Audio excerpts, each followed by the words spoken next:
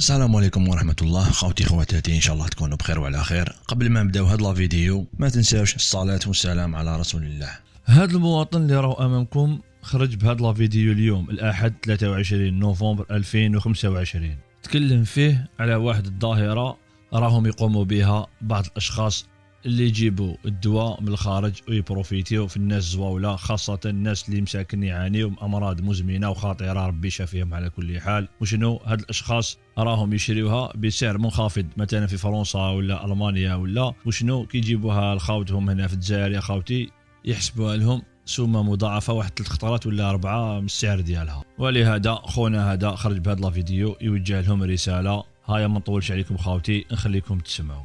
لا سوند نازو غاستريك والفنجيزو، العباد اللي مازالها تبروفيتي في الدواء تاع المرضى، هذه راه يدير 3 اورو في فرنسا، وتاوعنا راهم يبيعوها 300,000. بالمعنى هذه فرنسا دير 80,000 جزائريه، وهذا راه يدير في فرنسا 6 اورو، واحد 150,000 ولا 160,000 دراهمنا، يبيعوه ب 400,000 للمرضى.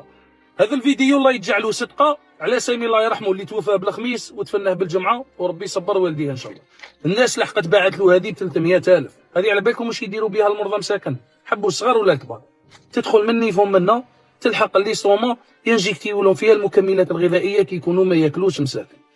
وهذا الفنجيزون اللي يسحقوه بزاف مرضى السرطان من لا شيمي ولا راديو ثيرابي، الله يشفيهم ان شاء الله، يخرج لهم لي زافت تشلافط، ولا مريض كي يكون طارح الفراش يخرجوا له في شواربو في لسانو، مساكن الناس يتسوفري.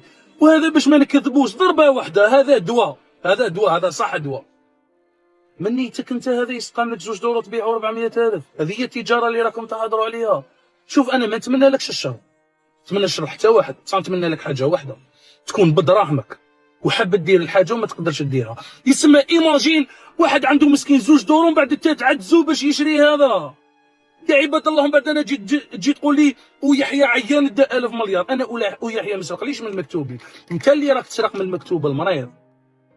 شوف الناس اللي راهي مخصصه ميدان الصيدله، لي فارماسيان راهم يخدموا في سبيل الله ثم سبيل المرضى، الله يجازيكم ويثبتكم ويقويكم ان شاء الله. اما الناس اللي مخسره الدومين وراهي تبروفيتي، ما كان لا طيحشين تقول الدواء هذا غير انا عندي، الدنيا كاع راهي بزنازه والدنيا كاع راهي ليزي ميغري، راهو هابط طالع يجيب معاه.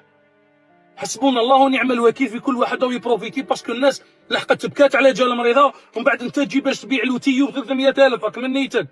المهم خوتنا كيما سمعتوا الكلام تاع خونا كان واضح، الله يعجز اللسان عن التعبير، خاصة الناس مساكن اللي عندهم خاوتهم ولا واحد من العائلة تاعهم مريض، هما اللي يحسوا بالكلام اللي قالوا خونا، خاصة نوع الأدوية اللي يكونوا محتاجوها المرضى وما يكونوش متوفرين في الجزائر. هذه هي الحصلة الكبيرة، وهنا أهل المريض ما عندهم ما يديروا، يسمى يشريوا الدواء هذاك مالقري غالي وكامل، تحتمت عليهم يشريوه.